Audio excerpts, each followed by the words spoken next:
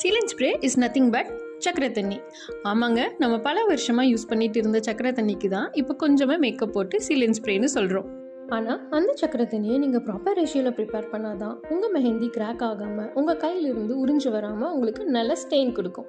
இன்னைக்கு அந்த சக்கரை தண்ணியை சீலண்ட் ஸ்ப்ரேயை ப்ராப்பர் ரேஷியோவில் எப்படி பண்ணுறதுன்னு பார்க்கலாமா? சீலண்ட் ஸ்ப்ரேக்கு சுகர் அண்ட் வாட்டர் மட்டும் இருந்தால் போதுங்க. ஆனால் இன்னைக்கு லெமன் வச்சு ஒரு ஸ்பெஷல் சீலண்ட் ஸ்ப்ரே எப்படி பண்ணுறதுன்னு பார்க்கலாம் வாங்க.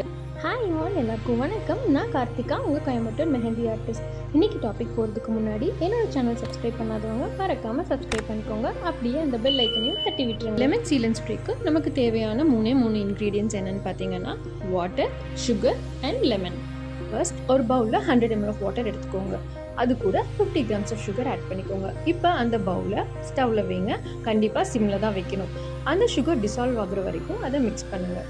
அந்த சுகர் நல்லா டிசால்வ் ஆனதுக்கப்புறம் ஸ்டவ் ஆஃப் பண்ணிட்டு அதை எடுத்து தனியாக வச்சுருங்க. ரூம் டெம்பரேச்சர் வர வரைக்கும் அதை டிஸ்டர்ப் பண்ணாதீங்க.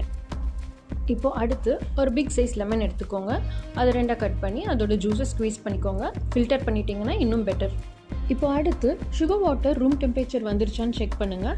ரூம் டெம்பரேச்சர் வந்ததுக்கப்புறம் நம்ம ஸ்க்வீஸ் பண்ணியிருக்க லெமன் ஜூஸ் அதில் ஆட் பண்ணி நல்லா மிக்ஸ் பண்ணுங்கள். சுகர் வாட்டர் ஹாட்டாக இருக்கும்போது லெமன் ஜூஸ் ஆட் பண்ணால் லெமனில் இருக்க natural acid and vitamin C will lose it's power and அது உங்களுக்கு டை ரிலீஸ்க்கு ஹெல்ப் பண்ணாது. அதனால தான் சுகர் வாட்டர் எப்போவுமே கூல் டவுன் ஆனதுக்கப்புறம் லெமன் ஜூஸ் ஆட் பண்ணணும்.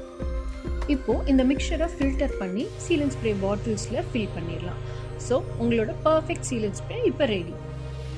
சீலண்ட் ஸ்ப்ரே ப்ரிப்பேர் பண்ணுறதை விட அதை எப்படி யூஸ் பண்ணுறோங்கிறது ரொம்ப முக்கியங்க. உங்கள் மெஹந்தி 70 to 80% ட்ரை ஆனதுக்கப்புறம் தான் யூஸ் பண்ணணும். வெட் மெஹந்தியில் கண்டிப்பாக யூஸ் பண்ணிடாதீங்க. ரொம்ப பக்கத்தில் வச்சு ஸ்ப்ரே பண்ணாதீங்க. கொஞ்சம் தள்ளி வச்சு ஸ்ப்ரே பண்ணுங்கள். உங்களுக்கு தேவைப்பட்டால் ஒன்ஸ் ஆர் ட்வைஸ் ரீஅப்ளை பண்ணலாம். ஸோ நெக்ஸ்ட் டைம் மெஹந்தி ஆர்டருக்கு போகும்போது உங்கள் பர்ஃபெக்ட் சீலண்ட் ஸ்ப்ரேவை மறக்காமல் எடுத்துகிட்டு போங்க. இது மாதிரி மெஹந்தி ரிலேட்டட் யூஸ்ஃபுல் டுட்டோரியல்ஸ் வேணும்னா மறக்காமல் என்னோட சேனல் சப்ஸ்கிரைப் பண்ணிக்கோங்க. அப்படியே அந்த பெல் ஐக்கனையும் தட்டி விட்டுருங்க. தேங்க்யூ ஃபார் வாட்சிங்.